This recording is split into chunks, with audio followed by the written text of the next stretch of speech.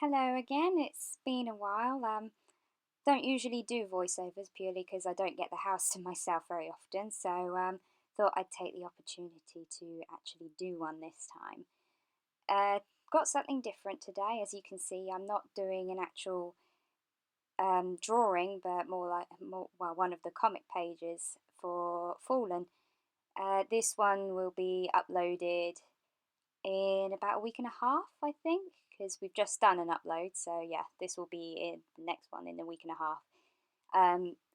Uploads are every 2 weeks, so that's all we can do at the moment, purely because of time restraints and such. So yeah, I figured I'd show you an actual page rather than a drawing to show you guys how I ink, and I know everyone does it differently, and I know my counterpart who does Risen, Steph, she does her inking a lot differently. She inks a lot faster than I tend to.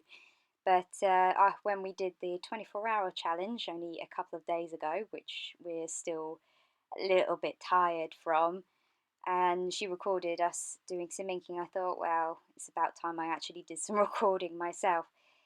So this page you have basically what's going on is Soren's getting a telephone call from a friend of his.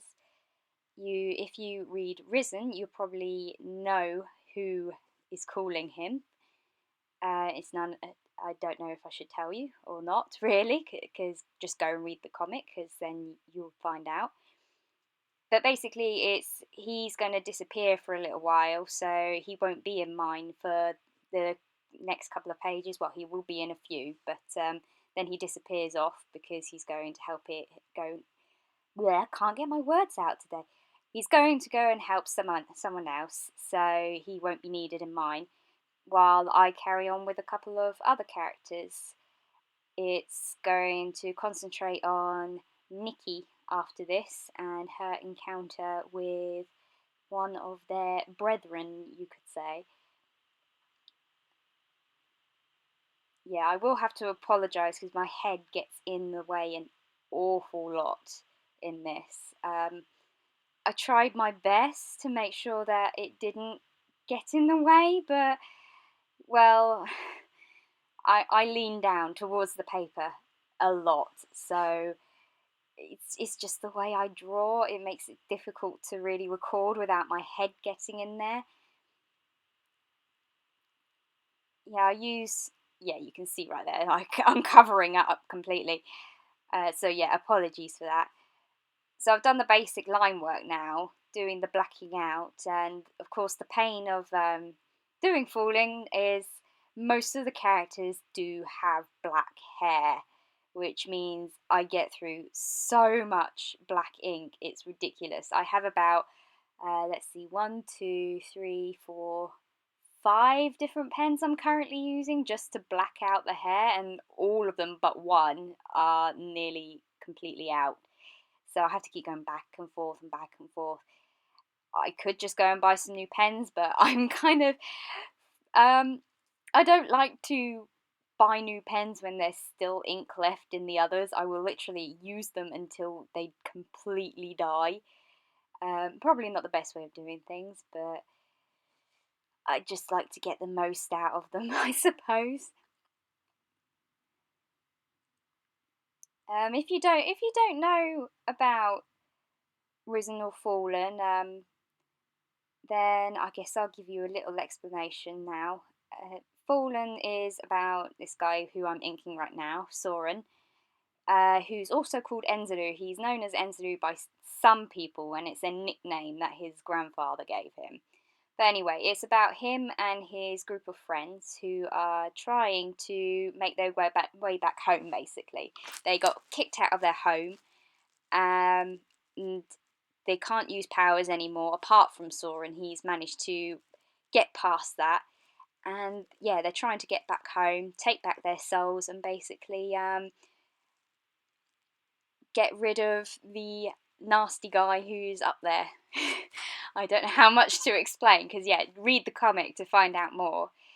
And his story crosses over quite often with Risen, as I said, and Risen follows Caro, who is a main who helps ghosts pass on. I won't say any more than that because I don't want to give everything away, seeing as Risen isn't technically my comic, so I don't know how much Steph would be happy with me giving away. But yeah, the two intertwine quite often. Well, I'd say quite often, but the stories were written parallel to each other, and we've got all the chapters already pre-planned out and such, and eventually the characters will all come together at one point, and then they'll split apart again after a little while, go their separate ways, and then they'll come back together again. It kind of, yeah, it kind of works like that. It's like a funny, really long, wibbly wobbly, timey wimey kind of thing. I don't know, but yeah, we planned it all out. We spent about 2 years writing it, and in fact, there's still changes being made every so often, and it's a big project. I mean, we're only on chapters 2 so far, but we've written far past that, way past that. We're still writing even further into it, but we just can't let them go. We keep adding more and more and more, but there's only so much we will actually write in comic form. Otherwise, of course, it will just drag out too much. Yeah, you can see here I've been inking this panel a little bit differently to the bottom one, but that's because, of course, because it's closer up, it's more difficult to try and make the little highlights in the hair about the right size. So I tend to draw the outline of where I want the highlights first, and then I will go over and blot it all out. Starting to run out of things to say, really. If you've got any, I don't know, suggestions or anything like that, what you want me to put up on here, then feel free, because I haven't really put much up on here, to be honest. Less than I really should do. I mean, I tried to make it so I do one upload every week or so, 2 weeks maybe, but I do have a lot of other commitments. I mean, I work part-time, I do this, I will try and get other bits and pieces done, and you also need downtime as well, so trying to find the time to actually upload videos in amongst all of that isn't easy. I mean, if I could, I would do this full-time, but of course, you need money.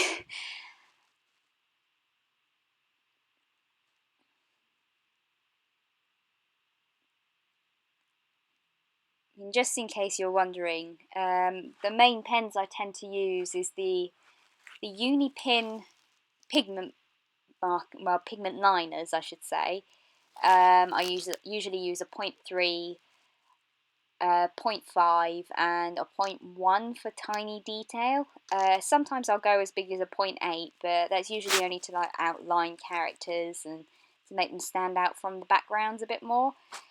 At the moment I'm using, I believe it's the Copic Chow marker, the brush nib, and I love brush nibs so much. I know some people don't get on with them, but I think it just depends, of course, how you like to ink. I also have the Spectrum Noir marker. I use a lot of Spectrum Noir, as well as Pro markers, and yeah, I can't think of what other ones I use. I mean, there's another one I do use, but I think they've stopped doing it, so there's no point of me telling you what it is if you can't get hold of it anymore, which is quite disappointing, seeing as that the black itself was so black. It was so good. It was the best one that we stumbled across, but yeah, haven't been able to find them again. Every time we go into Hobbycraft, they don't have any there, which is, yeah, as I said, very disappointing. Oh yeah, and I use the Mangaka flexible pens. The newest one I started using, though they haven't lasted me too long because of how much I need to black things out. So yeah, but the pens themselves are absolutely brilliant. Though I did find, sorry, getting closer. I did find that the actual nibs themselves wore down and they weren't so much of a point after a while. But I think that's because of how hard I press with the pens, which yeah, isn't very helpful. I ended up having to cut the top of one of them off just to try and get the point back because it had frayed a bit. Other than that, it's absolutely great. The ink inside it seems to come out quite thick in comparison to most markers. I don't think it's really a marker, to be honest. I'm not quite sure how to really define. It says it's a pigment. Yeah.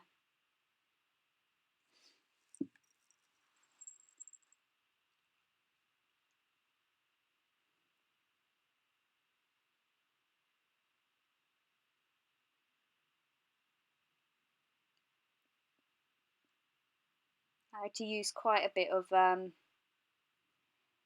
had to keep taking pictures of my hands for this page. The I'm really bad at hands, but I'm really pleased with how these ones came out. The angles were very difficult, and getting hands to hold anything isn't easy. I took so many pictures of myself holding my phone or my hand on top of my phone to try and get the right angle for it. It's I'm quite pleased with how they came out. Um, they don't look as awkward as some of the other hands I've tried drawing in other pages, and yet again, I apologise for my head getting in the way. I wasn't actually going to put anything in this panel. I was just going to screen tone it out, but I thought, nah, I'll put a hint in there as to who is actually calling him. I've put hints in the past. You can see it on his phone in the previous page. And sorry for my head again. And I figured I don't want to just black it out or screen tone it. I'm already going to do that with that long panel, the third panel, which goes across the page there with just his eyes. I'm going to screen tone in that one. So I didn't really want to have to do another one like that. But also, of course, it occurred to me after I was doing this one, the biggest panel, the one where he's holding the phone, it's too empty, far, far too empty. So I do start putting a background in, and backgrounds are, here we go. Backgrounds are such a pain to do, but they do complete a page. Otherwise, your characters just look like they're floating in midair. And I had a very bad habit with my last comic that I would just leave so many panels empty, or just black them out, or put screen tone in them and make it all like pretty. But in the end, yeah, they were just floating, and it looked absolutely terrible, to be honest. I mean, I cringe when I look at it now. I'm proud of it. I spent what, just over 2 years making that comic, but I did rush it a lot, and I didn't put enough effort in as to what I do now. Um, this is probably actually the fastest I've ever inked a page. It would normally take me a full day to do this, but for the purpose of this video, I thought, you know what, I'm going to sit down, this is what I'm going to do, and I will get this done. And I managed to do it, managed to ink it in just over 2 hours, which is, yeah, really, really good for me. I'm very pleased with myself with this page. I think the 24-hour challenge actually helped because, of course, 24 pages in 24 hours, that was quite a struggle. I will admit I didn't feel like I did enough. I did feel like Steph did do more than me, but as I said before, she does ink very differently to how I do it. So, and she's a lot faster, way, way faster than I am. I mean, I guess it's just practice. trying to speed myself up. Admittedly, she does have more time than I do. So I think she's nearly finished drawing out all of her chapter 2. So she's nearly got it already. I've still got, I think, about 13 pages left to draw, and I'm really hoping to try and get as much of those drawn out and ready by November. Try and get the last half of chapter 2 up on what's it? Tapastic, that's the one. I keep getting Tapastic and Picato muddled up. Picato's the one for live streaming. Tapastic is the one where we upload comics. Tapastic and Smack Jeeves, but Smack Jeeves is the one where we do every fortnight, so you'll only get 2 pages every fortnight. Tapastic, we're trying to upload half a chapter every couple of months, or at least that's the aim. But with 13 pages still left to go, it's going to be a bit of a struggle to try and get it up by November. Well, maybe end of November I might be able to. But I do have 2 weeks off coming up. I've just had a couple of days off for the 24-hour. Before that I had a week off. So yeah, all my holiday has arrived at the same time. But of course, after my 2 weeks in November, it's going to be all hands on deck at work. So because of course, coming up to Christmas. Yeah, retail at Christmas, never fun. Literally, you only get like Christmas Day off, and you're exhausted for that day. I can hardly remember the last 2 Christmases, but I'm getting off topic really. So of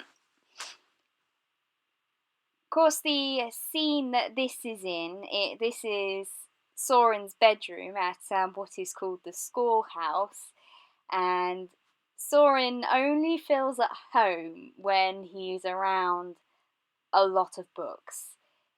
he takes after his grandfather a lot in that way. He loves books. He reads a lot, and he got most of these books from his travels. It's been a good few years. There's a time jump in this chapter, and you go from teenage Soren to grown up Soren, and at this point I think he's supposed to nearly be towards his 30s. Yeah. And he's looking pretty good. I mean, at least I think he's looking pretty good for his late 20s. He grew up a lot in the last few years, but there was like really no point to actually showing any of that. So there was like a montage page where I tried to make him look like he was growing up. But yeah, so in his bedroom, he doesn't really use the bed. So the bed is covered in books and scrolls and pens and whatever most of the time. He's got shelves lining the walls. He's got his desk, which is usually piled high with books as well. And it's basically a treasure trove. Though the only thing is that most of his books are written in Freudian, and Freudian is his native language.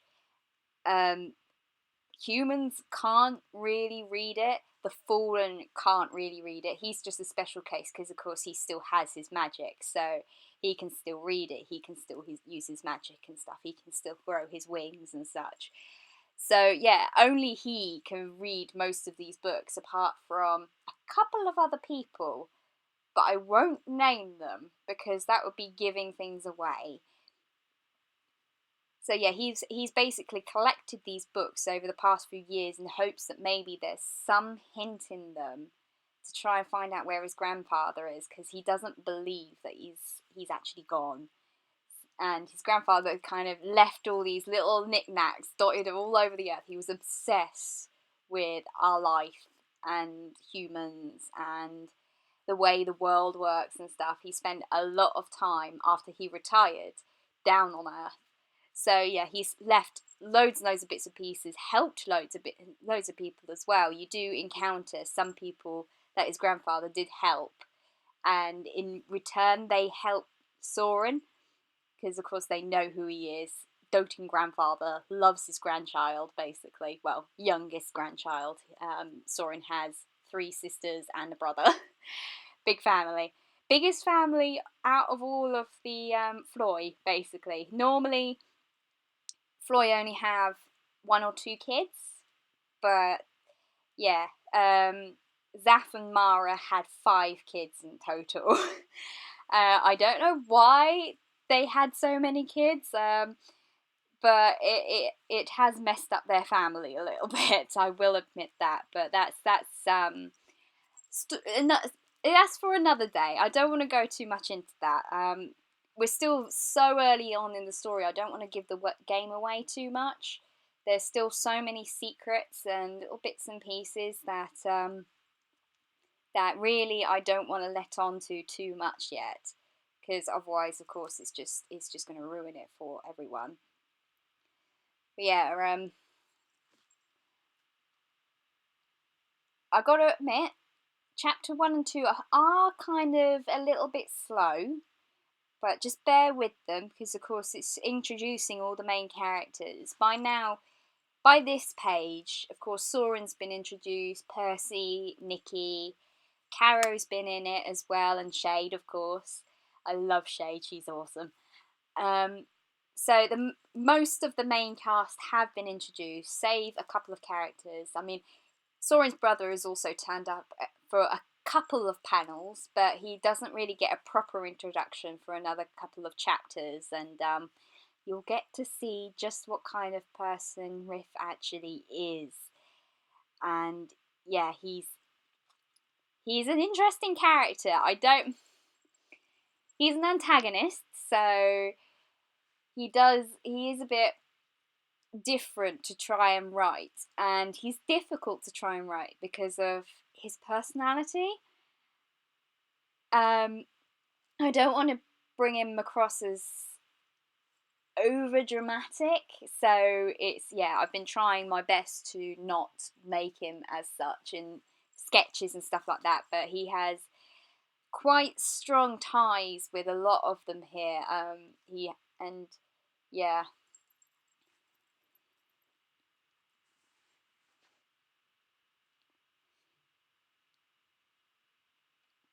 So basically, just to kind of like recap what has happened up until this point, you meet Soren when he's younger, about teenage age, and he's been accused of doing something very, very bad, and he himself believes that he is guilty of this as well. So he gets kicked out of his home, kicked out of his land by his brother, who is trying to take over, basically. Soren's is supposed to be the one to take over, but his big brother isn't having any of that and decided, you know what, I'm going to do this for myself instead.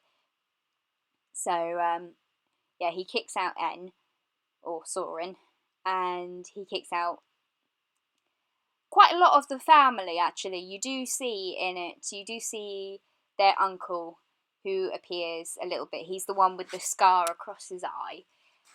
And there's a reason why he's got that scar, but again, you're not going to find that out for quite a while. That is a very, very crucial chapter that both Steph and I are very excited to get round to, but we want it to be perfect.